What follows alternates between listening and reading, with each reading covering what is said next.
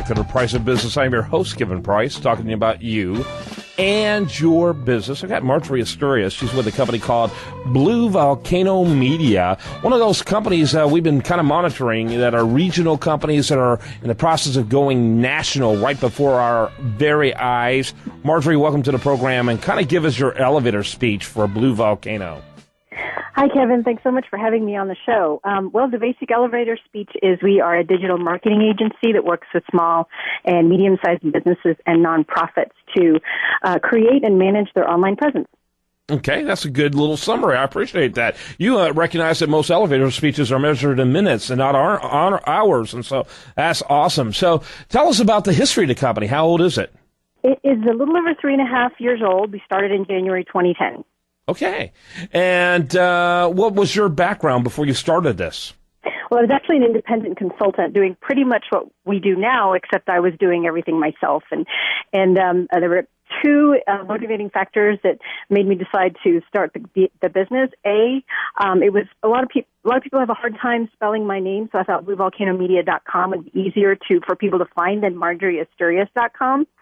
And B, I was getting a lot of new clients, and there was at some point I realized that I really needed to be able to scale much more sustainably than, because everyone has the same 24 hours, but if I had 5 people times 24 hours, then we could multiply the workload. Sure. By the way, I'm looking at your website. Great blog there. I love this one about Gmail now lets you send and receive money. I didn't know that. When did that start? Yes.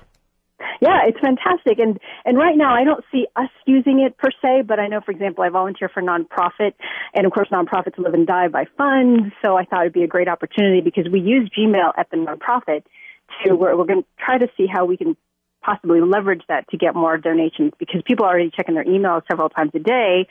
Why not, when you find out, because it's a rescue group, when you find out there's a dog that's in need, click that $sign and boom, you can donate $10, $1,000, very, very seamlessly. Yeah, that's interesting. So, but it just only started in the last few weeks. Is it going to be cheaper than PayPal, or is its proposition value based on the fact that there's already so many built-in users? Well, I think that's part of it. It's 2.9%. I believe what Gmail is offering right now is 2.9% per transaction if it's a credit card or debit card transaction. If you already have a balance in your Google Wallet, there's no charge. So in a way, it's competitive. It's competitive with PayPal because of that, but also because there are about 425 million Gmail users versus 130 million PayPal users. So they already have that base that they can possibly target. The question is, are they going to use it?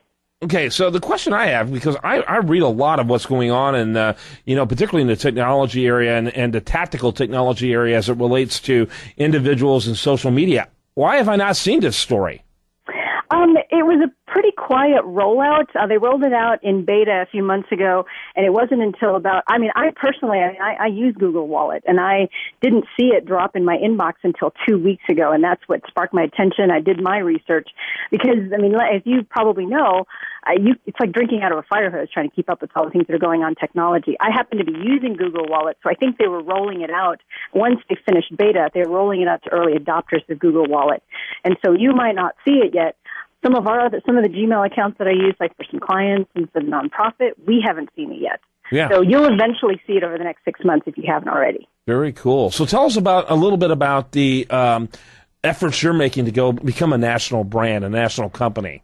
Well, the internet marketing space is, as you can possibly imagine, it's very, very competitive. I started out locally here in the Dallas area a few years ago. And I just did what every small business owner is advised to do. And, I attended local chambers of commerce. I became an active member of one in particular. I went to every networking group I could go to. And pretty soon I was building a pretty good solid base of local clients. We would get some national clients on a one-off basis, but really more on the back end. So our name was not really out there. But we just landed a pretty big national brand a few months ago, and that's when I was thinking, I think this is a really good way to scale our company. And the other side too is that the trend among internet marketing companies is that there's sort of a shakeout going on right now. There were a lot of people who rushed in, just like when the housing boom happened. Everybody was a real estate agent. Everybody was rushing to get their real estate license to sell houses. Well, everybody was doing the same thing. I'm going to start a Twitter account, and I'm going to call myself a consultant and start a quote-unquote agency. But I think there's a shakeout now where a lot of those agencies that started out on a whim with very few credentials are kind of falling away. They're going out and getting full-time jobs. And so the ones that have been around for a while, that really have the expertise, and, if I may modestly say so, we are one of them. Now is the time for us to really get into the marketplace, capture, some of that market share, starting out in the local, building your reputation locally, and then capturing that national audience. And I think a lot of big brands, even the really big brands, are recognizing that the agency model it's not necessarily broken, but it needs some fixing. And one of the problems with the big traditional agency model is that they tend to be pretty inflexible. And so a lot of even brands are looking to the smaller, maybe even regional brands, to help them because they're much more nimble. They can turn on a dime, and they tend to be a lot closer to the ground and more grassroots oriented, so they could be much more flexible. And that's where a lot of the big ideas can come from, because they're not afraid to take risks. Because the small companies have been taking risks from day one, whereas bigger agencies have a lot more at stake, so they're not able to take advantage of some opportunities as quickly as those small agencies are. So that's what we're going to try to take advantage of. Right. How do you differentiate yourself from the other ones out there? I know it's a cliche, but it's customer service. And from an agency perspective, you live and die by your reputation. One of the things that it took me a while to figure out, I thought if you just have the ideas, then everyone will want to come to you. But, it's kind of nuts and bolts. I realized that it's not just the ideas, it's execution. Some of my competitors kind of get hampered by the execution side. So that's what we've been trying to do, is not just scale, but scale sustainably, as I mentioned before, where we have the processes in place so that when we have a new client, we can onboard them really quickly, really dazzle them with, not just at the front end, but also over the long term, so that they stay with us. It's that relationship building built on solid processes and a really good team that knows what they're doing. Saw another article on your blog about why social media folks should welcome Jeff Bezos' purchase of the Washington Post. Talk a little bit about that.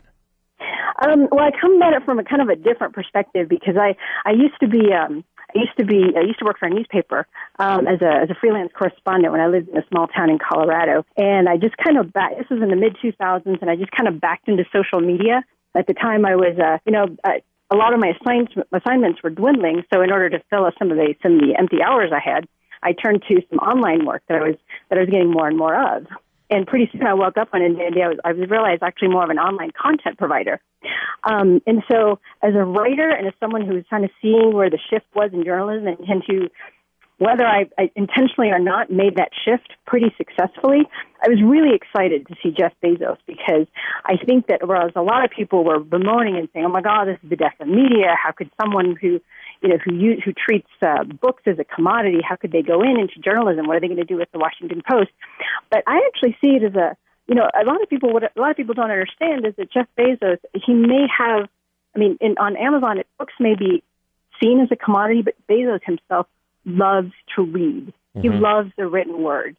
And I think that because he has been, quote unquote, the disruptor in the book selling industry, I think that he, if of anyone else in the marketplace, I think that he could turn around the journalism industry, the journalism field or profession, however you want to call it, and make it successful, sustainable, and poised for growth in a way that no one who has been entrenched in traditional journalism has been able to figure out. That's right. Marjorie, got to wrap it up. Interesting perspective. I think there's some truth to what you're saying, because he is a total digital guy, and he is a technology and social media guy as well. And so the only way you can make newspapers survive is to make it 21st century relevant, and he certainly is that. Marjorie, thanks for being with us. The company is called Blue Volcano Media, bluevolcanomedia.com. Thanks, Marjorie.